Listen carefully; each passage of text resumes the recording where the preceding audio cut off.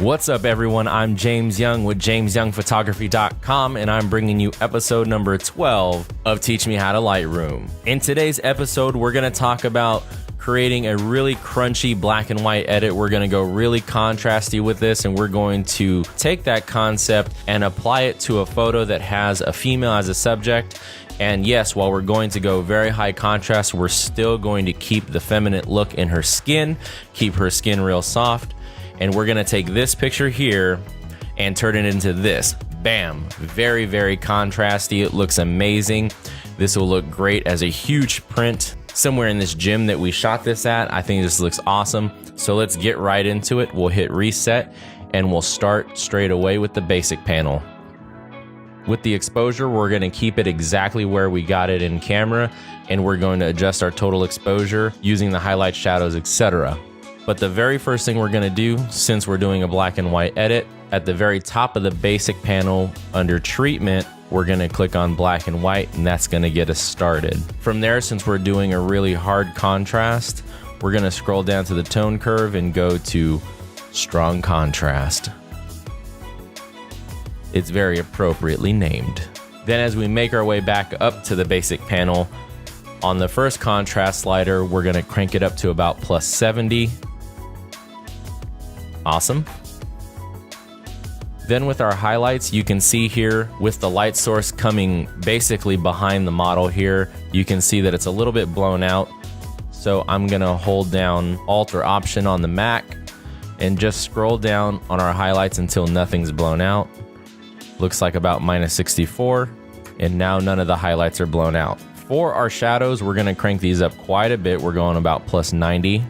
And that's just gonna open everything back up. You can see the vast majority of this image takes place in the shadows area, and bringing it up makes it look much better. With our whites, we're gonna leave them exactly where they're at. No changes there. For the blacks, we're gonna bring these down to about minus 75. Perfect. Then we're gonna scroll all the way down to the dehaze slider here under effects and put that to about plus 20. Perfect. And now on this particular image, it looks like we have pretty bright corners. So what we want to do is add a vignette to this. So I'm going to go back to the effects panel here and do about, let's say 15 or so on the midpoint. Again, I'm going to hold Alt or Option depending on your platform, and you can see the mask of the vignette here, just making that midpoint much further into the frame so there's a much more generous fall off. And I'll do the same with feather. Increase the feather so the gradation is much more subtle. There we go. One thing I'm noticing with this edit that I want to take in a different direction is you can see that her face is just a little bit dark for my liking.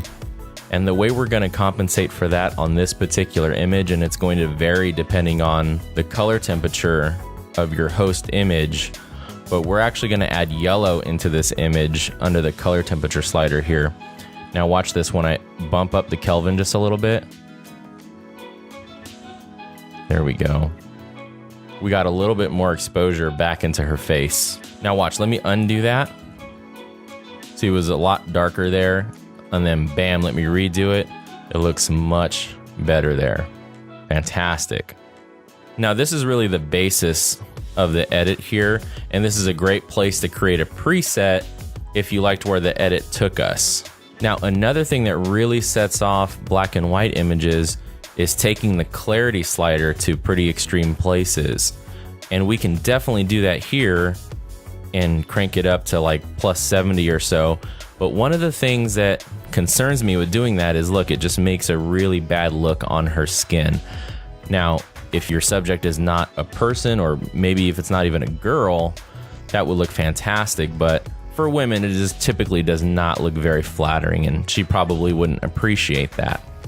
So what we'll do instead, because we still want the total scene to have that really grungy, contrasty look, we're gonna take the Radial Filter, or you can press Shift M on your keyboard. I'm gonna double click on the effect to zero out all my sliders, and I'm just gonna create a nice circle around her.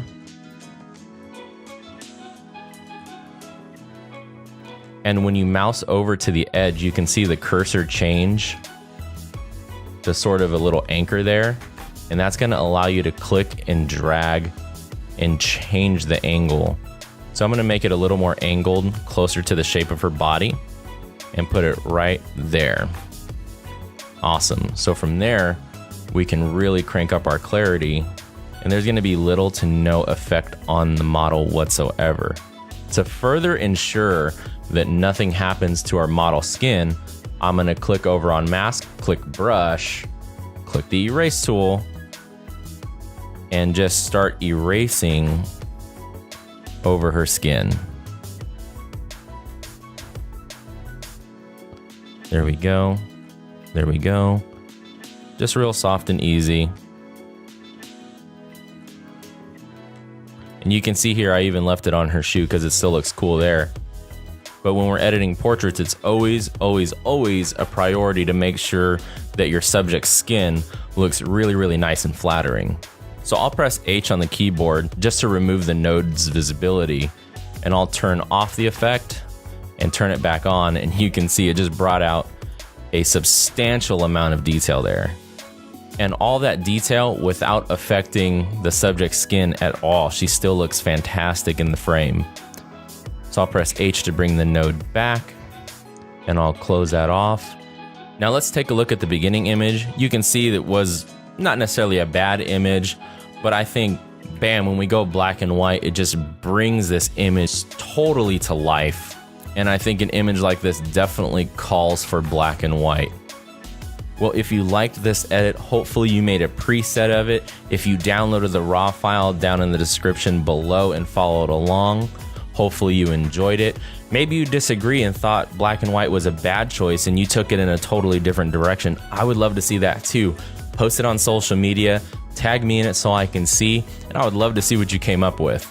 Well, I'm James Young with JamesYoungPhotography.com, and this is Teach Me How to Lightroom.